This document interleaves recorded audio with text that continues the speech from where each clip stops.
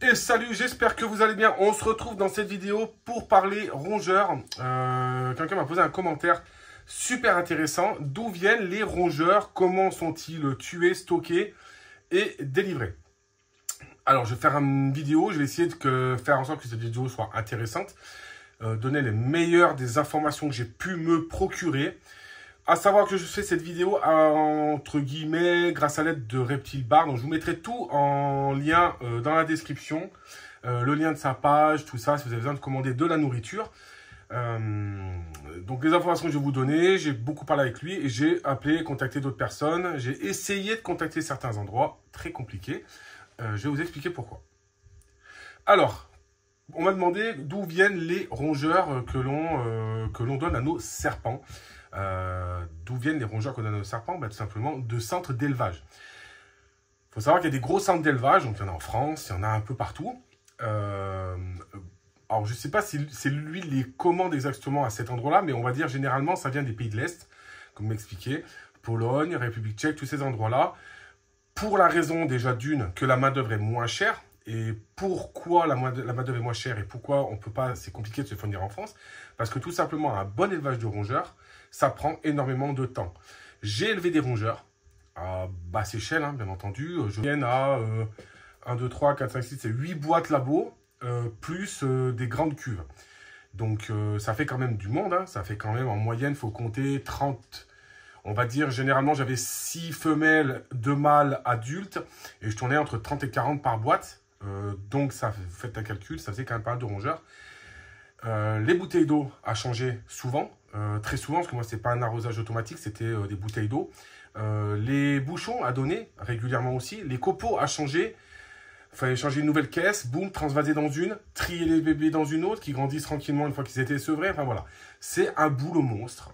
Faut savoir, quand vous commandez vos rongeurs, vous verrez, quand vous sentez le rongeur, quand vous ouvrez votre sachet, il n'y a pas d'odeur. Quand vous sentez que ça pue, généralement, c'est quand il m'a expliqué que c'est quand les rongeurs sont souvent dans leur merde et qu'ils ne sont pas changés assez souvent. Donc moi, quand je commande mes rongeurs, j'ai des endroits où je commande, chez lui et à un autre endroit, j'ai, on va dire, des animaux qui sont propres, qui sont bien rangés, qui sont nickel, qui n'y a pas une trace de sang, il n'y a rien du tout. Donc, on sait que ça a été normalement tué dans les bonnes conditions. Chose qui est importante, puisque pour l'élevage de l'animal, déjà, s'il est propre, c'est qu'il est dans des copeaux propres, c'est que c'est changé régulièrement. Au niveau du nourrissage, généralement, ils donnent du bouchon. Hein. Moi, je donnais du bouchon de porc corse pour ma part. Après, eux, ils ont souvent du bouchon à rongeur, c'est à peu près la même chose. C'est souvent ça qui est servi pour le nourrissage. Et eux, normalement, ils ont des arrosages automatiques. Donc, ça permet d'une d'avoir pas de fuite, parce que moi, j'avais des fois des fuites de bouteilles. Donc, c'était un peu compliqué. Je pourrais vous faire un tuto sur une caisse avec les bouteilles, comment je faisais par rapport à mon collègue qui m'avait donné un peu ses astuces. Donc, généralement, c'est quand même de bonne qualité. Mais pourquoi donc la main-d'œuvre? Parce que c'est beaucoup de temps à passer dans une pièce. Et forcément, le temps, c'est de l'argent, c'est du personnel. Et forcément, ça va donner un prix plus élevé aux rongeurs. Chose à savoir, on m'a demandé comment on les tuait. Alors, ça, c'est très compliqué à savoir parce que on m'a fermé les portes pour les endroits que j'ai appelés. De toute façon, on ne saura jamais vraiment, mais normalement, c'est gazé, déjà que ce soit un coin économique, que ce soit au niveau de la douleur, de la souffrance animale, c'est ce qu'il y a pour moi de mieux, je pense. Et normalement, c'est ce qui est utilisé, d'où la propreté des animaux. Après, ça, c'est un sujet controverse. Il y en a qui vont dire qu'ils souffrent, d'autres qui ne souffrent pas. On ne va pas chercher à comprendre. Moi, je pense que c'est la meilleure solution. Donc, je pense qu'ils sont gazés. De toute façon, vu l'état des proies, si vous prenez un sac plein de copeaux avec du sang, vous savez que là, c'est un élevage. Il ne faut surtout pas y aller. Généralement, c'est gazé. C'est fait dans des règles. Mais voilà, ça vient pas forcément de France. Parce que forcément, en France, ça n'a peut-être pas forcément le même coût de production. Et donc, ce sera beaucoup plus élevé. On m'a demandé pourquoi je faisais plus d'élevage, simplement parce que j'ai des allergies, énormément d'allergies depuis que j'ai arrêté de fumer en 2019, d'où ma prise de masse. J'ai développé beaucoup d'allergies, donc les rongeurs m'en donnaient, il fallait que j'ai un masque, des lunettes, et ça me saoulait. Donc j'ai arrêté l'année passée, maintenant je me sers en rongeur décongelé. Et on me demande comment je nourrissais avec mes proies, comment je les tuais. J'avais ma façon de faire, je ne vais pas m'étaler là-dessus. Donc pour faire du fraîchement tué, c'était beaucoup plus nutritif, forcément. Je ne mettais jamais de proie vivante, hormis pour certains. Et encore, je maintenais pour éviter justement que le monstre serpent se fasse mordre, je vous déconseille à tous à 100% qui regardez cette vidéo de jeter souris ou rat dans vos serpents. Même si vous me dites oui, mais il y arrive. Non. Le python qui est là-haut, il vient d'un endroit où justement il avait été mordu par un rat. Au début, j'avais des serpents, je l'ai eu fait. J'ai eu une butte qui s'est fait mordre par une souris. Infection, veto, obligé de mettre des crèmes, obligé de mettre des antibiotiques. Potentiellement empoisonnement du sang, septicémie. Donc évitez de faire n'importe quoi. Il n'y a aucun intérêt à donner du vivant à un serpent.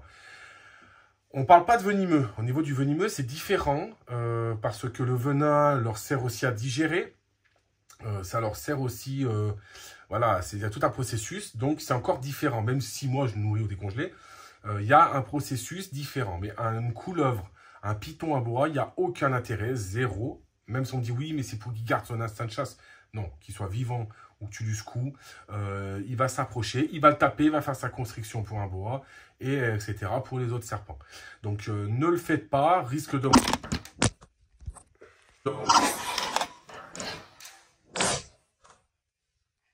Donc ne le faites pas, risque de morsure. Désolé, j'ai une coupure, mais j'ai le téléphone qui est tombé. Voilà, je pense avoir fait le point sur cette vidéo, pas trop long, assez éducative.